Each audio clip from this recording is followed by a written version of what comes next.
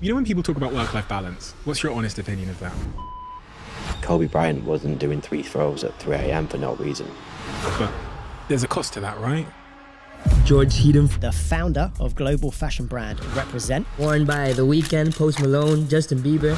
One of the most popular luxury street brands in the world. When I was 18 starting this brand, it was just me and my brother in my dad's shed figuring out products and where we could take the brand. But then we went from doing 10, 15 sales to like 1,000 every day of the week, 2,000, 3,000, 4,000. We were making money at that time, more than what we should have in our early 20s. So we were fucking around a lot. Alcohol, girls, cars, and we were doing like 35 million revenue, and we were like, we're going to do 50 million next year, but we don't know what we're doing.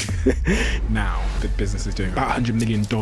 That's when the realization came that you don't need to be good at business to own a business. There's people that are so much better at things than you. They can lay the foundations for it to become $1 billion brand, and you can focus on what you're actually good at.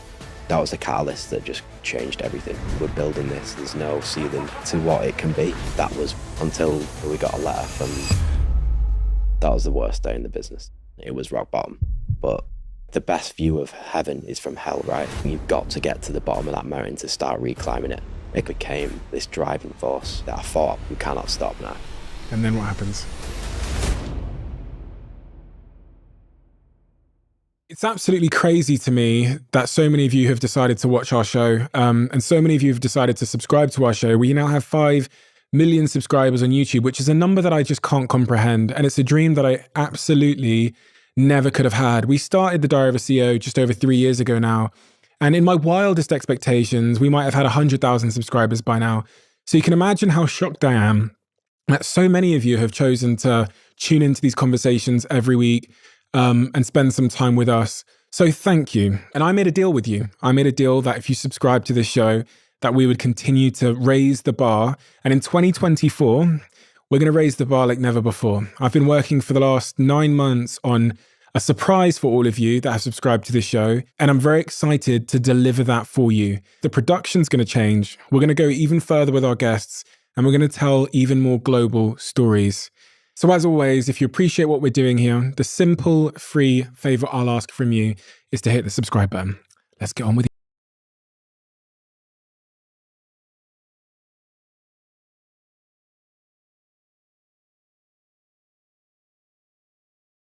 We're on. It's just to be the best version of myself, really. Just to show up and do everything at the highest level I can. What influence did your parents have? Because I've heard you talk about your mother and your father a lot, but let's start with your father. What kind of influence did he have on you? I guess when I was growing up, he had a bit more than what everyone else had in my town. So like, he had a Range Rover and he dropped me off to school in that Range Rover, and all the kids thought that was sick. So automatically I felt proud of that. So I was like, I want to be like this. Like, what is it that my dad's got that other people don't have? And the way he showed up with my family and how he wouldn't like, I've never seen him drunk. Even to this day, I've never seen him drunk. Like, he was a role model, is like this stoic guy that would just work hard, show up, drop his kids off at school, come to football training every single night. Like, he would be there for me. And I think that was just like, even though it was never spoke about in the household, it just like created my own discipline, I guess. Was he an emotional man? No emotion. I've never seen him cry. Has he ever said, I love you? To me, I don't know, maybe as a young kid, but not recently, no. What about your mum? Very supportive. She used to sit on the end of my bed every night and be like, George, you've got to make it. You've got to carry your brother and sister. Like, you've got to carry this family on, which was quite a hard thing to take in when I was young. But she just like affirmed that every single day, and like, she loved the work I did and the art that I did, and she would try and express that to all her friends and talk about me a lot. And it was always like something that was kind of, it kind of pushed me a bit, you know, gave me like words of affirmation, I guess, confidence. Was her saying that like a frequent thing? I'm just trying to figure out why she would say that to you versus your siblings. Is presumably because you're the oldest? No, I was the middle child. Your brother's older. But Mike kind of, he was very within himself as a younger kid, and didn't come out much, and he just did his own thing. Whereas I would express myself a little bit more than him within the family, and I think my mum saw that as a way that I could be the carrier of whatever that boat was later down in life.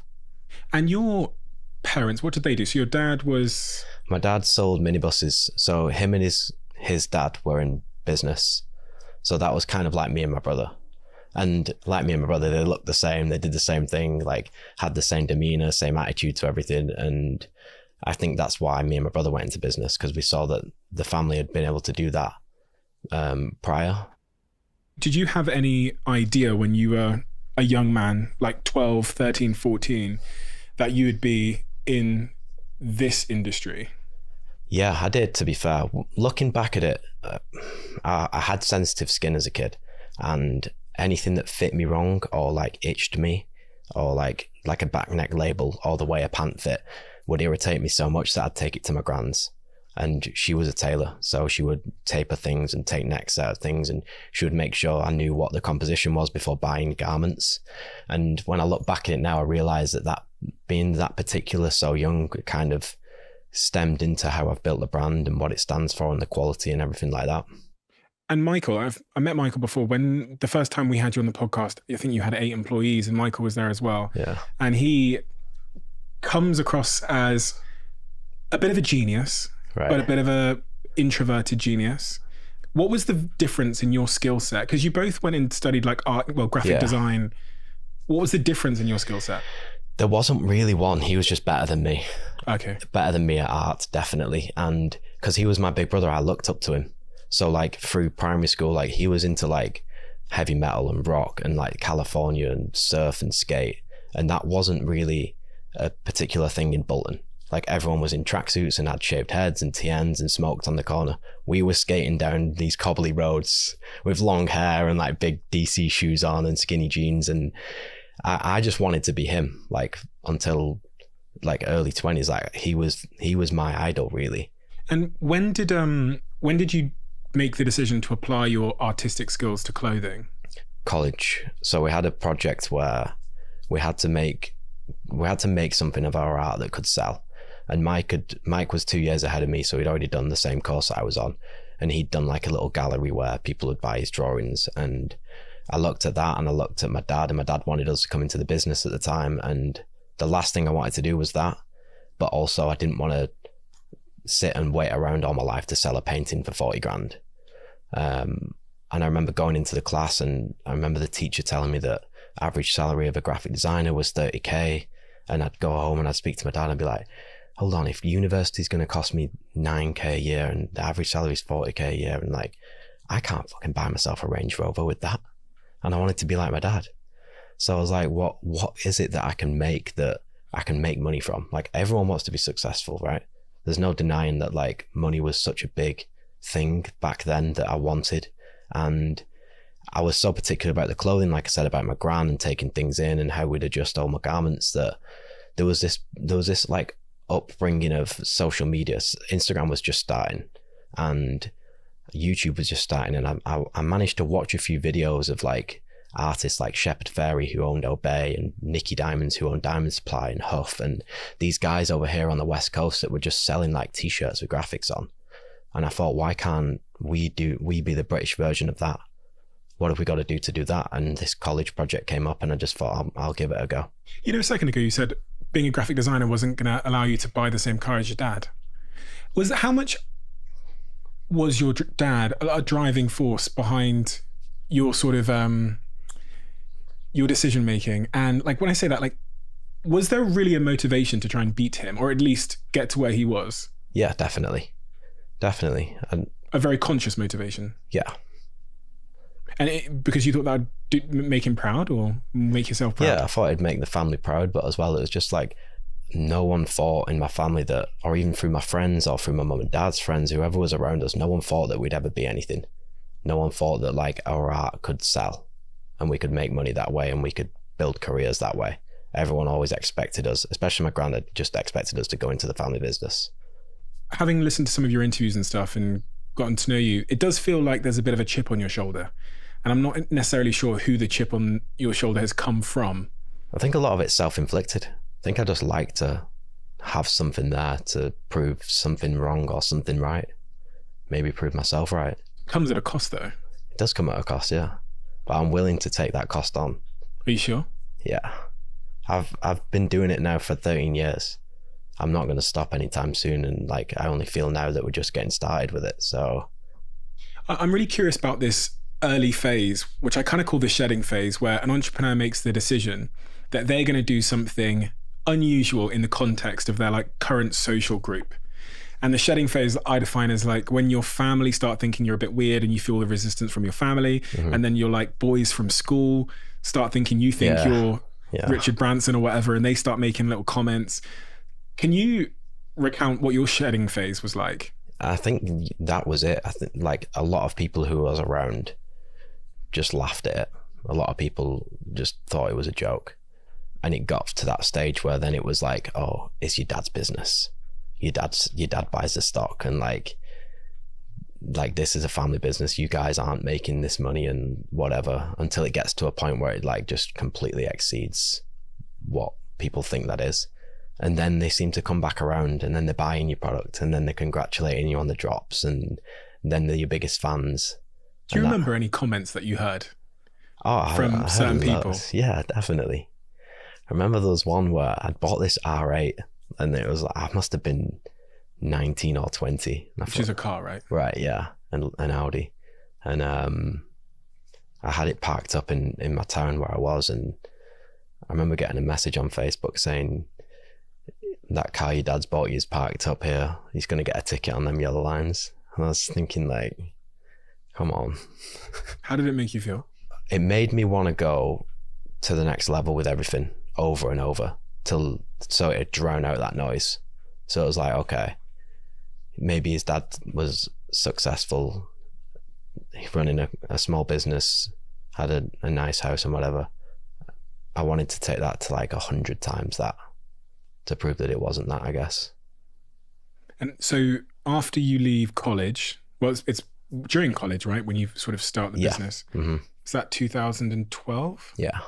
When you first start the business, and then Michael joins you a year later after you've started selling t-shirts? Yeah, he was doing a bit of the graphics here and there, and I would run orders to the post office, and then at night we'd sit and draw together, and then I'd speak to suppliers in China and stuff like that, and it just rolled on for the 3 years that I was at university. What was that first year like? That first year in business? From what I can remember, it wasn't really business. It was just going to the back garden where my dad's shed was, speak to some suppliers in China, go to university, complete my whatever it was I was doing there, come back, pack orders, speak to customers, do it all again every single day for like the first 3 years. How big was the business in the first year? It probably turned over about 10,000 pounds. Yeah. What about the second year? Maybe like 50k. I think the third year is when we decided to actually make it a limited company and get an accountant. And how much did you do in the third year, roughly? In terms of revenue, I can't remember. I think it was around $500,000. Okay. Because I remember going to the accountants and we did all this. We literally like tore the business apart and rebuilt it. And he said to us at the end of this thing, like, if you've got 100 grand in the bank, you should carry on with it. If not, you've spent 3 years just like doing nothing and it's going nowhere. And luckily we had way more than that in the bank, and it was like, okay, let's do this for real. You spent 2 years, you know, by the end of the second year, you're generating 50k, which is like not enough really to pay yourself a salary whilst covering costs of the business. No, I didn't take a salary for 7 or 8 years. So surely at that point, people around you are telling you that you're an idiot, and they've got quite good evidence to suggest that you're actually wasting your time. But I never had a big doubt that it wouldn't work. I've had a lot of doubts, but never had a doubt that it wouldn't work. And I knew that I would do everything I could to make sure it worked. What did work? How would you define worked at that moment? Like, what was success at that moment? Success was putting product online and it selling, and seeing that launch night and seeing 500 people log in and buy something, or 1,000 people, and seeing that incremental gain over time. That was what was like the driving force. More people following the brand, more people sending DMs. That was it, really. Why don't people start? And I say that because, you know, in hindsight now, you're going to understand, looking back at your own work, the quality of it, what you went through, and you probably have a pretty good idea on why people just don't start. You must get so many DMs from people that have an idea, a fashion idea or anything. Why don't they start? I think it's that pressure of